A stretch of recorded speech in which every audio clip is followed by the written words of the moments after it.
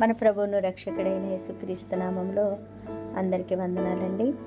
42వ సంకీర్తనలో నా ప్రాణమా నీవు ఎందుకు కృంగి ఉన్నావు, నాలో నీవేళ తొందరపడుచున్నావనే మాట 2 సార్లు కనపడుతూ ఉంటుంది.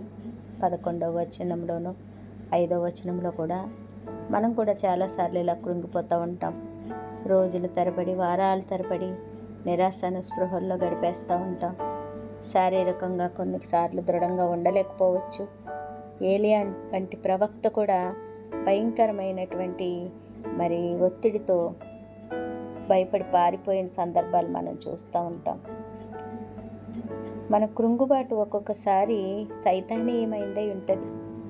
శత్రువు మన పైకి బాణాలను విసిరినప్పుడు మనం సరైన విశ్వాసం చూపించలేక విఫలమైపోతూ ఉంటాం.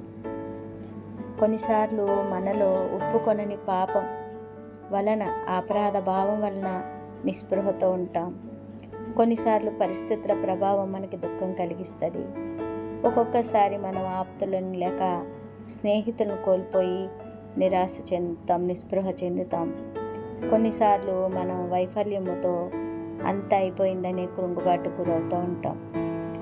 దీని నుండి మనం ఎలా బయటపడాలి అని అంటే 5వ చరణం ఏం చెప్తుందంటే, దేవుని యందు నిరీక్షణ ఉంచుము, ఆయనే నీ రక్షణకర్త, నా దేవుడు అని చెప్పుకొనుచు ఇంకను నేను ఆయన్ను స్తుతించెదను అని రాయబడింది.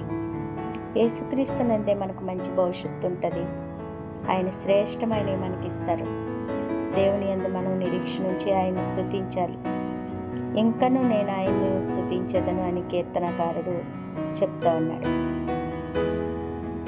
దేవునికి స్తుతి చెల్లించడమే విరిగి నలిగిన హృదయానికి గొప్ప మందు. కీర్తనకారుడు ఆయనే నా రక్షణకర్త, నా దేవుడని దేవుని స్తుతిస్తున్నాడు. మన భావోద్వేగాలు ఎలా ఉన్నా, మనం ఎలాంటి పరిస్థితిలో ఉన్నా మనం దేవుని ముఖాన్నే చూడాలి.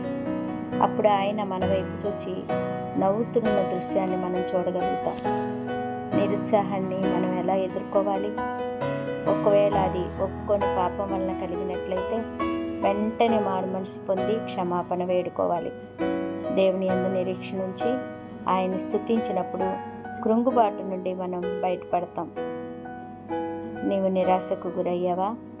పరిస్థితులను నీవు మార్చలేవు, కానీ నీవు దేవుణ్ణి స్తుతించగలవు. ప్రార్థన చేసుకుందాం. మహాపరిశుద్ధుడా, మిక్కిలి ప్రేమ కలిగిన మా పరలోకపు రాజా, ప్రభువా, మాలో ఉన్నటువంటి పాపాలు, ఇంకను మేము ఒప్పుకొనని పాపాలు మాలో ఉంటే దయతో మమ్మల్ని క్షమించి ప్రభువా మమ్మల్ని విడిపించండి. మీపై నిరీక్షణ ఉంచి జీవించటం మాకు నేర్పించండి. సహాయం చేసి నాయన నడిపించమని, కృంగుదల మా నుండి తీసివేసి మీపై ఉన్న నిరీక్షణతో ధైర్యంగా జీవించుటకు కృప దయచేయమని యేసు పరిశుద్ధ నామమున ప్రార్థించి వేడుకుంటున్నాం తండ్రి. Amen. Thank you. God bless you.